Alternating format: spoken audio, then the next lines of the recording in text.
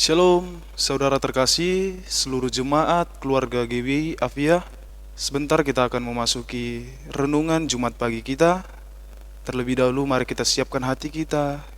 Kita akan masuk kepada ibadah kita. Terlebih dahulu kita bersatu di dalam doa. Terima kasih Bapa yang baik, kami bersyukur sampai pada hari ini Tuhan selalu memberkati kami dan melindungi kami serta menyertai kami senantiasa di dalam hidup kami. Tuhan, urapi kami di sepanjang ibadah kami. Biarlah Tuhan yang memberkati setiap kami pribadi lepas pribadi. Dimanapun kami menyaksikan atau melaksanakan ibadah ini, yang melihat dari YouTube, biarlah Tuhan yang memberkati kami dimanapun kami berada. Terima kasih Yesus, Engkaulah yang berkuasa atas hidup kami. Haleluya, haleluya.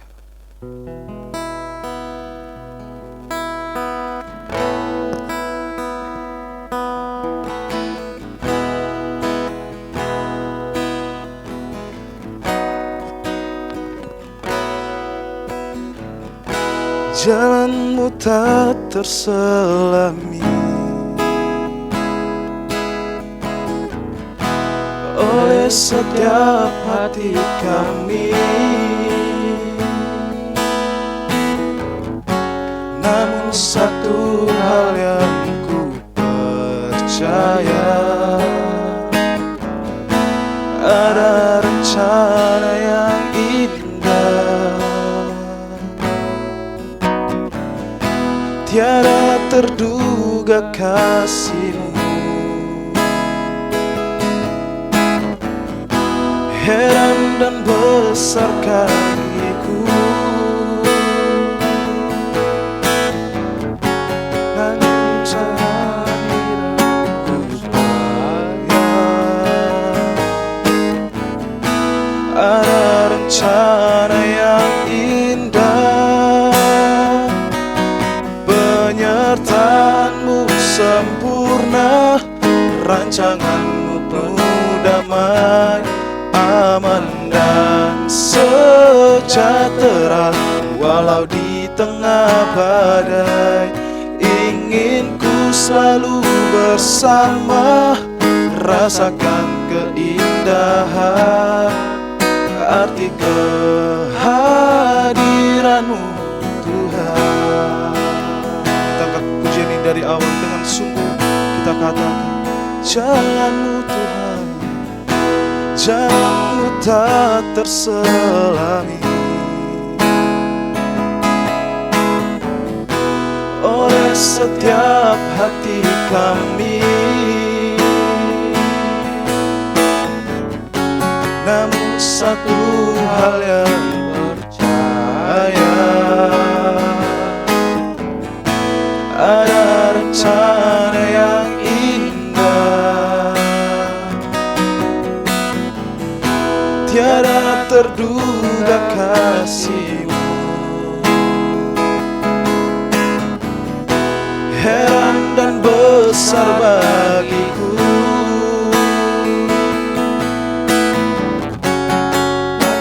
Kehadiran-Mu selalu nyata di dalam hidupku.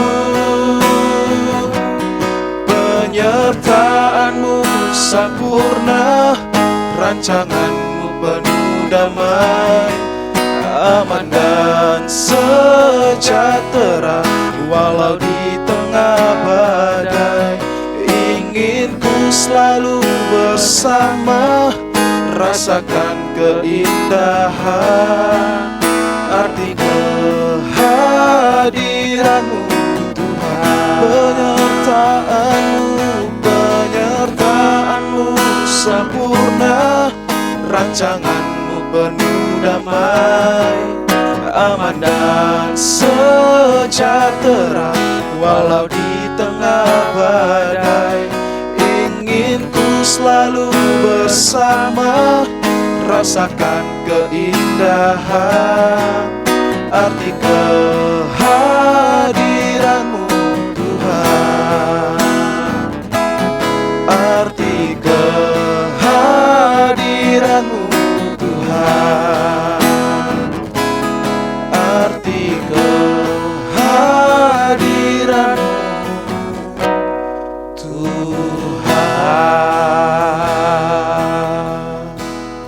Mari saudaraku, kita satukan hati kita berdoa untuk mendengarkan firman Allah.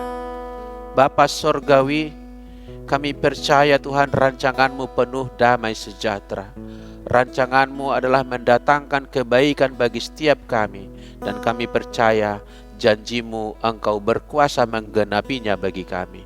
Berbicaralah kepada kami semua, kami siap mendengarkan, merenungkan, menerima, mengaminkan firman-Mu. Dalam nama Yesus kami berdoa. Haleluya. Sama-sama kita katakan amin. Saudara terkasih, di Jumat pagi ini kita akan berbincang. Saya akan berbicara tentang mengatasi kecemasan. Kecemasan. Untuk itu kita baca firman Allah. Saya ambil dari Lukas 12 ayat 29. Demikian bunyinya.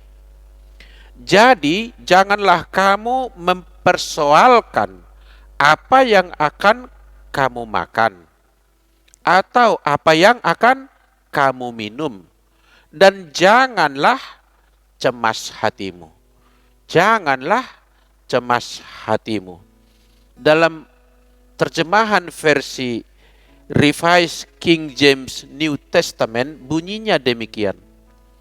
And do not seek what you shall eat or what you shall drink, and do not be of an anxious mind. Digunakan anxious mind, bahasa Indonesia cemas hati. Saudaraku, begini, rasa cemas sebetulnya itu adalah normal. Yang namanya manusia kan punya perasaan. Ada rasa gembira, ada rasa sedih, ada rasa senang, ada rasa termasuk cemas, takut, dan lain-lain sebagainya. Jadi sebetulnya cemas adalah kenormalan. Normal di dalam kehidupan seorang manusia untuk ada merasa cemas, saudaraku. Tetapi perhatikan baik, kecemasan atau anxiety di dalam bahasa Inggris itu bisa menjadi tidak normal. Sebetulnya rasa cemas itu normal, tapi bisa menjadi tidak normal, bahkan bisa jadi orang masuk ke dalam apa yang disebut abnormalitas. Yang tadinya dari normal menjadi tidak normal, menjadi abnormal. Bisa, saudaraku. Apa itu abnormalitas? Perilaku abnormal adalah perilaku yang menyimpang dari norma umum atau norma sosial, atau menyimpang dari perilaku yang sehat. Saya lebih suka menggunakan perilaku yang sehat, bukan sekedar menyimpang dari norma sosial. Karena begini, bagi kita orang Kristen, bagi kita orang pengikut Yesus Kristus, kadangkala justru Tuhan menghendaki kita berbeda atau berbeda arus dengan kenormalan menurut ukuran sosial dan ukuran dunia ini. Jadi malah saya lebih suka yang disebut abnormalitas adalah menyimpang dari perilaku hidup yang sehat. Apa itu, saudaraku? Bahwa orang yang berada terus-menerus di dalam kecemasan, itu artinya mengalami tidak sehat secara jiwa, secara perasaan. Karena berkelanjutan terus. Saudara, bulan ini kita bicarakan relasi yang sehat dengan sesama. Harus dimulai dari relasi yang sehat di dalam diri kita sendiri, saudaraku. Jadi, saudaraku, kita mungkin mengalami tidak sama dengan dunia, tetapi sebagai orang percaya tetap kita harus melakukan sesuatu terhadap apa yang dinamakan tadi rasa cemas. Karena di dalam dimensi iman ini, cemas yang dibiarkan akan dapat merusak sendi-sendi iman kita itu sendiri. Merusak iman kita. Saudara, kita kembali dulu kepada rasa cemas, kita usut dulu akarnya. Ini penting. Sama seperti dokter yang akan memberikan resep atau terapi pengobatan, terlebih dahulu menemukan penyebab rasa sakit, akar penyakit itu. Saudaraku, kalau dikatakan janganlah cemas hatimu atau janganlah biarkan kecemasan itu ada di dalam dirimu, Maka saya berkata sebetulnya saudaraku, rasa cemas itu perlu dipisah atau dibagi, dipilah. Ada rasa cemas yang sifatnya saya katakan baik buat kita. Tapi ada rasa cemas yang buruk bagi kita. Kalau rasa cemas yang baik tadi, ya memang secara umum, secara norma sosial, jangan kita menolak hal itu. Sedangkan rasa cemas yang akan harus kita lawan atau kita hindari adalah sesuatu yang akan merusak iman kita. Saya masuk pada bagian yang pertama. Ada rasa cemas yang justru baik dan diperlukan oleh kita, walaupun kita Kristen. Contoh, kalau saudara bepergian ke hutan, ke rimba raya, Anda mungkin malah sendiri menyetir di kegelapan malam, atau berjalan di tengah hutan yang gelap, wajar kalau Anda cemas, jangan-jangan di sini ada binatang buas. Jangan-jangan di tempat yang sepi ini ada perampok, ada begal. Normal kan? Justru rasa cemas seperti itu kita perlukan ada pada kita sehingga kita mulai waspada dari awal akan bagaimana kita berjalan, apa yang kita persiapkan, apa yang harus kita lakukan. Sangat baik rasa cemas seperti itu dipelihara. Jangan ditengking rasa cemas yang seperti itu.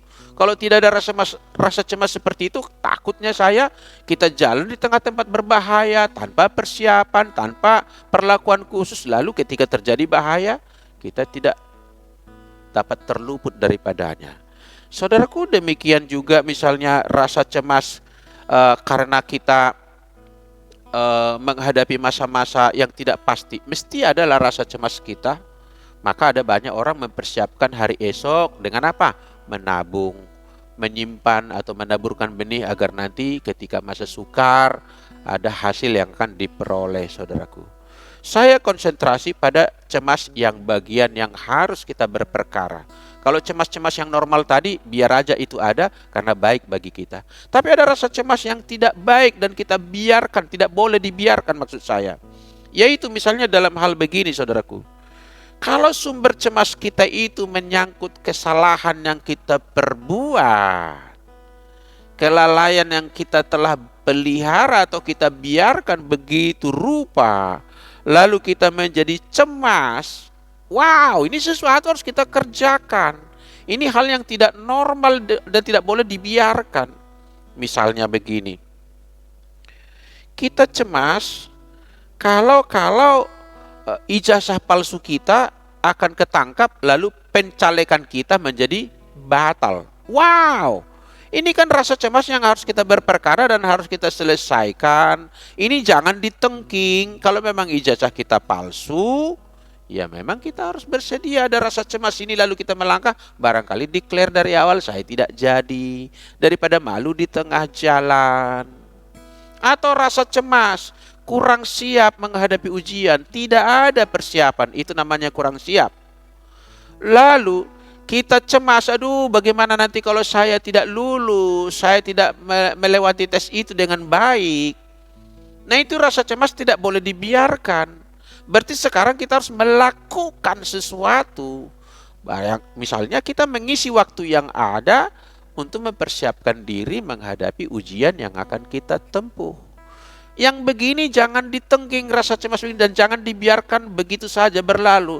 Barangkali itu suara hati nurani kita yang mengingatkan kita agar berjalan pada rel yang benar, mengikuti prosedur yang harus ditempuh.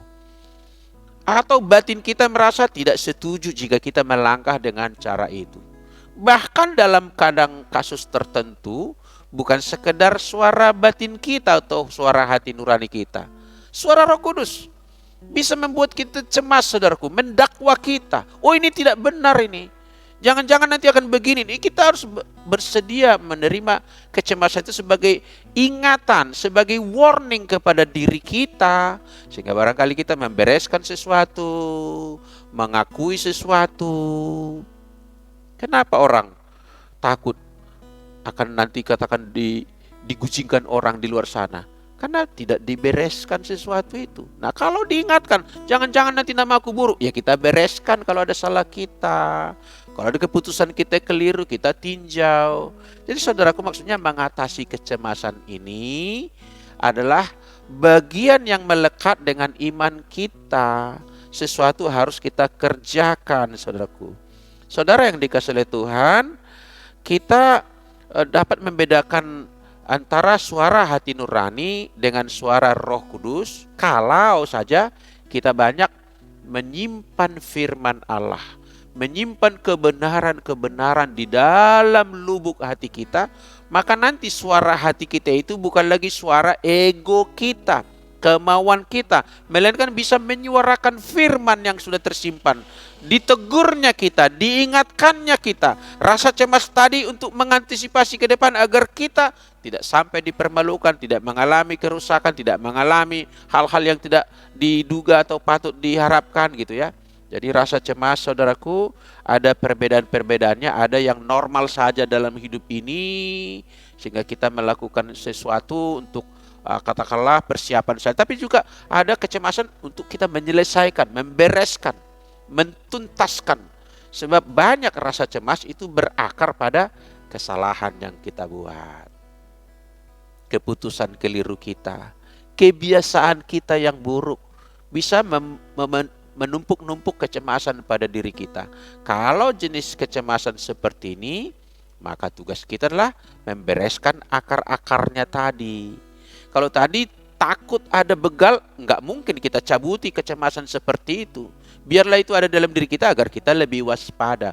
Tapi kalau kecemasan karena dosa, karena kesalahan, nah ini kita harus membereskan diri kita, mencabuti akar-akar yang mendatangkan kecemasan itu, agar kecemasan itu tidak menguasai kita lagi. Saudara yang dikasihi oleh Tuhan, ada orang cemas hanya karena mengira teman-temannya menggujingkan dia. Nah, kecemasan begini tidak perlu. Ini jenis yang lain lagi, kecemasan yang mengada-ngada. Bagaimana nanti kalau orang menggosip saya? Bagaimana nanti kalau orang menjelek-jelekkan saya? Ini kecemasan yang tidak perlu kita terima. Itu harus disingkirkan, karena tidak ada sesuatu yang koreksi dari diri saya, tidak ada sesuatu yang harus saya antisipasi. Ini gangguan-gangguan kecil yang ini lewatkan, buang, jangan ditaruh di dalam pikiran, saudaraku. Mari kita baca ulang ayat tadi. Sesungguhnya renungan kita mengenai ayat ini. Lukas 12 ayat 29 begini. Jadi janganlah kamu mempersoalkan apa yang akan kamu makan atau apa yang akan kamu minum, dan janganlah cemas hatimu. Saudaraku, di situ ada disebut objeknya, apa yang kita makan, apa yang kita minum. Mengenai hal itu, janganlah cemas hatimu. Janganlah biarkan hatimu berada di dalam kecemasan. Kenapa? Nampak dari ayat berikutnya nanti memberikan kepada kita pencerahan, saudaraku. Ayat 30 lanjutannya. Semua itu dicari bangsa-bangsa di dunia yang tidak mengenal Allah. Semua itu apa? Apa yang kamu makan, apa yang kamu minum. Mau dilanjutkan, apa yang kamu mau pakai, apa yang mau kamu kendarai. Jenis apa handphone kamu, jenis apa mobil kamu, di mana lokasi rumahmu. Itu semua itu dicari oleh bangsa-bangsa di dunia yang tidak mengenal Allah. Lanjutannya, akan tetapi Bapamu tahu. God knows, your Father knows. Bapak kamu tahu bahwa kamu memang memerlukan semuanya itu. 31, tetapi carilah kerajaannya, maka semuanya itu akan ditambahkan kepada kamu. Itu berarti, saudaraku, kecemasan-kecemasan yang tadi yang tidak perlu dan sifatnya negatif itu tidak akan mengakar, tidak akan bertengger, tidak akan bertahta di hati dan pikiran, di dalam perasaan kita, jikalau kita adalah seorang yang fokus, prioritas mencari kerajaan Allah. Sementara orang di dunia ini, bangsa-bangsa di dunia mencari atau fokus kepada hal-hal yang di dunia ini diwakili dengan apa yang dimakan, minum, pakai dan sebagainya. Itu yang mendatangkan kecemasan. Berarti kalau saja kita alihkan perhatian kita kepada kerajaan Allah dan kebenarannya, dengan fokus Allah adalah raja kita. Bapamu tahu katanya bahwa kamu memerlukan itu. Berarti nggak usah pusing lagi. Gak usah cemaskan lagi, gak usah khawatirkan lagi. Allah menyediakan. God supply you, gitu ya. Saudara yang dikasihi oleh Tuhan, itu sebabnya sebagai orang Kristen, jangan kita hidup untuk sebuah gaya. Jangan, karena makan, minum apa, jangan menjadi konsentrasi utama di dalam hidup kita. Jangan hidup untuk sebuah gaya hidup gitu ya. Jangan gaya hidup kita biarkan menuntut kita. Misalnya kita bandingkan dengan orang lain. Wah, orang lain mobilnya ini. Wah, orang lain perusahaannya udah sekian puluh. Orang lain udah pergi 1 tahun ini 4 kali wisata keliling dunia dan lain sebagainya. Kalau itu yang menjadi perhatian kita, kita banding-bandingkan diri, maka bibit-bibit kecemasan itu akan masuk, benih-benihnya itu ke dalam hati kita. Nanti berakumulasi dia, hiduplah kita di dalam kecemasan, dan itu merugikan diri kita sendiri. Saudara yang dikasihi Tuhan, untuk bersyukur sebetulnya tidak diperlukan syarat harus lengkap semuanya itu, harus berlimpah semuanya itu. Syarat bersyukur kan tidak ada syarat. Ekonomi berlimpah. 2, tubuh segar dan bugar. 3, uang berlebih-lebih. Enggak ada syarat itu. Syarat untuk bersyukurlah hati saya mau bersyukur. Sekalipun ada hal-hal pergumulan belum selesai, kebutuhan belum terpenuhi, asal ada makan, asal minum, cukuplah itu. Bersyukurlah kepada Tuhan. Jangan hidup dalam kecemasan. Jangan biarkan hati kita menjadi sarang kecemasan. Sebab kecemasan di mana ada, kekhawatiran di mana ada, di sana iman akan mengkerut, mengkerdil, dan tidak bekerja, bahkan lama-lama menjadi padam. Selamat menggumulkan firman Tuhan ini, saudaraku. Mari kita atasi kecemasan kita. Kalau ada sesuatu yang kita bereskan, kita bereskan. Kalau ada sesuatu yang normal, ya biar saja kecemasan itu membuat kita waspada. Apalagi mengenai kehidupan ini, jangan khawatirkan. Bapa di sorga tahu apa yang kita perlukan. Dia Allah yang tahu, Dia Allah yang menyediakan. Tugas kita bersyukur, berterima kasih, menikmati hidup ini di hadapan Tuhan. Amin. Kita naikkan reverse-nya lagu ini.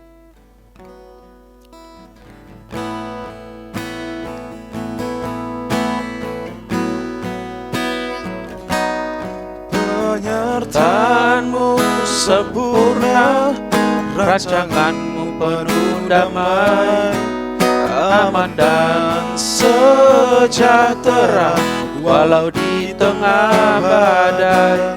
Ingin ku selalu bersama, rasakan keindahan arti kehadiranmu Tuhan.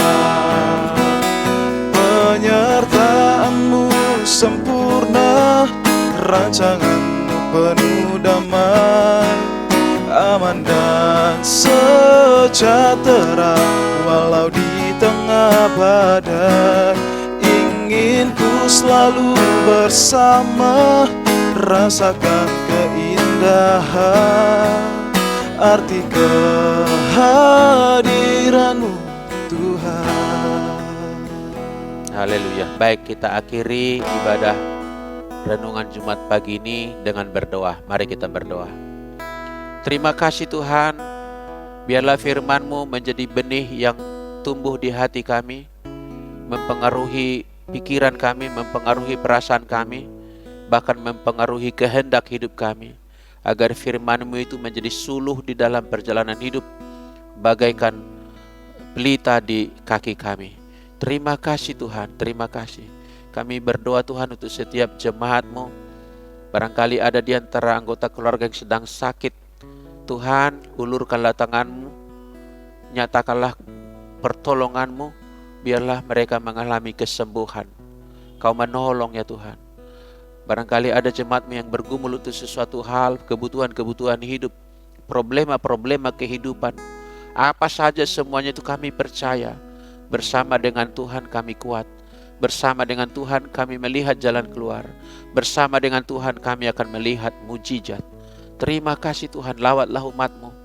Dan kami berdoa Tuhan supaya mereka yang sedang sekolah, yang sedang kuliah, yang bekerja, yang berbisnis, yang bepergian dalam suatu perjalanan, yang berada di luar kota, jemaat-Mu dan anggota keluarga mereka dipelihara oleh Tuhan, dijagai oleh pasukan malaikat. Secara khusus di tengah pandemik yang mulai bangkit lagi, kami menyerahkan hidup kami ke dalam lindungan kuasa nama Tuhan Yesus Kristus yang berkuasa menjaga kami, memproteksi kami. Terima kasih Tuhan. Kami serahkan hari ini menjadi hari yang penuh dengan berkat Tuhan. Harinya Tuhan, apa yang kami kerjakan dibuat Tuhan berhasil. Bahkan kami percaya sepanjang hari ini berkat Tuhan dicurahkan bagi kami. Terima kasih Tuhan, terima kasih. Kami akan menerima berkat-Mu. Biarlah Tuhan meletakkan tangan-Mu atas setiap kami dan memberikan kepada kami kasih karunia-Mu. Mari saudaraku, buka hatimu, arahkan pikiranmu kepada Tuhan kita, dan sambutlah berkat-Nya. Damai sejahtera dari Bapa kita dan dari Anaknya Yesus Kristus, Tuhan dan Juru Selamat kita yang hidup, serta oleh penyertaan persekutuan daripada Roh Kudus beserta kita mulai pagi ini sampai esok, sampai selama-lamanya. Semua yang kita beribadah ini diberkati oleh Tuhan. Haleluya. Sama-sama kita berkata, amin. Salam bagi kita, puji Tuhan.